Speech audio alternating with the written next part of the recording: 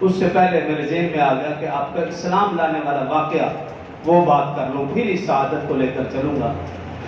حضرت عثمان رضی اللہ تعالیٰ عنہ، جیسے میں نے رشتہ داری بتائی، عبد مناف سے دونوں آپ صلی اللہ علیہ وسلم، حضرت عثمان کا خاندان ایک ہے، تو رسول اللہ صلی اللہ علیہ وآلہ وسلم کی پھپھی حضرت عروہ بن عبد المطلب وہ حضرت عثمان کی خالہ تھی۔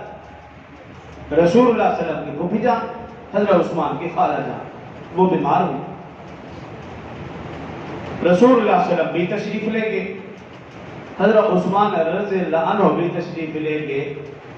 اللہ کی طرف سے اتفاقاً دونوں حضرات اکٹھے وہاں جمع ہوئے۔ یہ پہلی ملاقات تھی رسول اللہ صلی اللہ علیہ وسلم کے نبی بننے کے بعد۔ عیادت کی حضرت عثمان رضی اللہ عنہ کی پہلی مرتبہ نظر پڑی نبوت کے بعد۔ جب نظر پڑی تو پھر ٹک ٹکی باندھ کر دیکھتے ہی رہ گئے، نظر ہٹا نہیں، بھول گئے۔ رسول اللہ صلی اللہ علیہ وسلم نے دیکھا تو پوچھا، اے عثمان خیریت ہے؟ عرض کی کہ ایسا حسین و جمیل چہرہ میں نے کبھی دیکھا ہی نہیں، آپ کے حسن و جمال سے لطف اندوز ہو رہا ہوں، بس مجھے دیکھنے دیجیے۔ رسول اللہ صلی اللہ علیہ وسلم نے ارشاد فرمایا کہ اے عثمان، میں اللہ کا سچا پیغمبر ہوں۔ اللہ کا سچا پیغمبر ہمیشہ خوبصورت بھی ہوتا ہے اور خوبصیرت بھی ہوتا ہے، اس کے اندر ظاہری عیب بھی نہیں ہوتا اور جسمانی عیب بھی نہیں ہوتا، وہ ہر قسم کے ظاہری اور باطنی عیوب سے پاک ہوتا ہے، کیونکہ اس نے دنیا کے لیے رہنما پیشوا بننا ہوتا ہے۔ حضرت عثمان رضی اللہ عنہ نے عرض کی، میری خواہش ہے ذرا پورا فرما دیجئے۔ رسول اللہ صلی اللہ علیہ وسلم پوچھا، بھی کیا خواہش؟ کہا مجھے اللہ کا کلام سنا دیجئے۔ رسول اللہ صلی اللہ علیہ وسلم نے اللہ کا قرآن سنایا، اللہ کا کلام سنایا۔ وہ قرآن، وہ کلام عثمان غنی کے دل کی گہرائیوں میں اترتا چلا گیا۔ عثمان غنی کا دل پہلے ہی شفاف آئینہ تھا، نور ایمان کی کرن پڑی، وہ دل روز روشن کی طرح واضح ہو گیا۔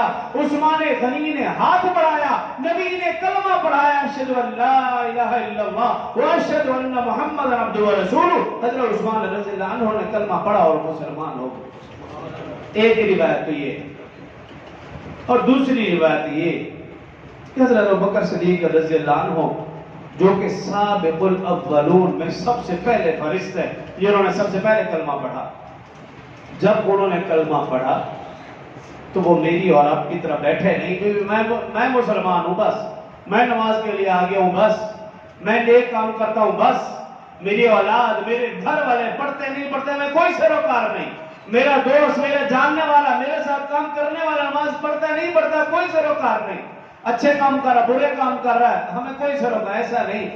حضرت ابوبکر صدیق رضی اللہ عنہ نے کلمہ پڑھا تو پھر سکون سے بیٹھے نہیں، گلی کوچہ میں گشت کرتے تھے، اپنا ملتا پرایا ملتا، جانتے نہ جانتے تھے اسے تبلیغ کرتے، اسے وہ پیغام پہنچاتے جو اللہ رب العزت کے حکم سے، رسول اللہ صلی اللہ علیہ وسلم کی زبان مبارکہ سے حضرت ابوبکر کے سینے میں جو پیوست ہو چکا تھا، وہ پیغام ہر گھر گلی کوچہ میں پہنچاتے تھے۔ تو انہوں نے حضرت عثمان رضی اللہ عنہ کے ساتھ بھی بات چیت کر رکھی تھی، انہیں بھی اسلام کی دعوت دے رکھی تھی۔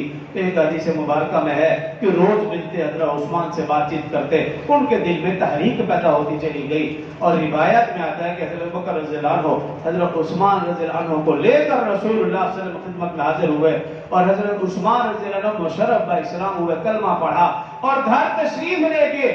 گھر پتہ چلا، روایات میں آتا ہے آپ کے والد اور چچا دونوں یا دونوں میں سے ایک نے آپ کو درخت کے ساتھ باندھا، تشدد کیا، کہا بھی کلمہ چھوڑ دو۔